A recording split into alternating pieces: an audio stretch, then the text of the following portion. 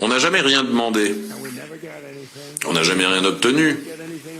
Et on n'obtiendra probablement rien d'autre, à moins que je décide d'utiliser la force. Et si on utilise la force, on serait inarrêtable. Mais je ne le ferai pas. Tout le monde fait « Oh, Dieu merci ». C'est probablement ma plus grosse déclaration du jour, parce que les gens pensaient que j'allais utiliser la force, mais j'ai pas envie d'utiliser la force, je n'utiliserai pas la force. Tout ce que les États-Unis demandent, c'est cet endroit qui s'appelle le Groenland. On l'avait déjà, on l'administrait et on l'a rendu au Danemark, il n'y a pas si longtemps que ça, après que nous ayons vaincu les Allemands, les Japonais et les Italiens dans la Deuxième Guerre mondiale, on leur a rendu. On était une grande puissance à l'époque, mais on est une encore plus grande puissance maintenant, depuis que j'ai reconstruit l'armée lors de mon premier mandat, et je continue à le faire. Nous avons maintenant 1500 milliards de budget.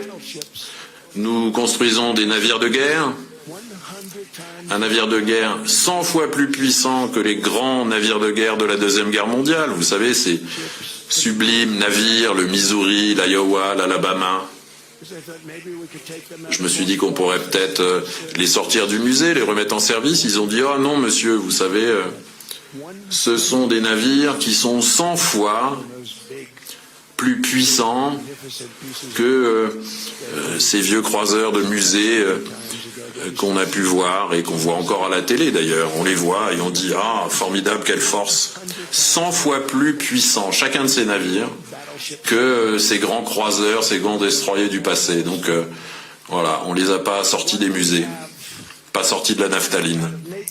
Donc, ce que l'OTAN nous a donné, c'est rien du tout, sauf d'avoir protégé l'Europe de l'URSS et maintenant de la Russie. On nous a jamais rien donné pour ça. On a juste payé, on a payé pendant des années jusqu'à ce que j'arrive. On a payé 100% des frais de l'OTAN puisqu'ils ne payaient pas leurs factures. Tout ce qu'on demande, c'est le Groenland en pleine propriété. Il faut la pleine propriété pour pouvoir défendre un territoire. On ne peut pas le défendre si on n'a qu'un bail. On ne peut pas le défendre d'un point de vue légal, juridique. Et puis psychologiquement, qui souhaite défendre un accord de licence ou un contrat de location sur un gros bloc de glace au milieu de l'océan, où si jamais il y avait une guerre, l'action se déroulerait là. Réfléchissez-y, ces missiles passeraient juste au-dessus du milieu de ce bloc de glace.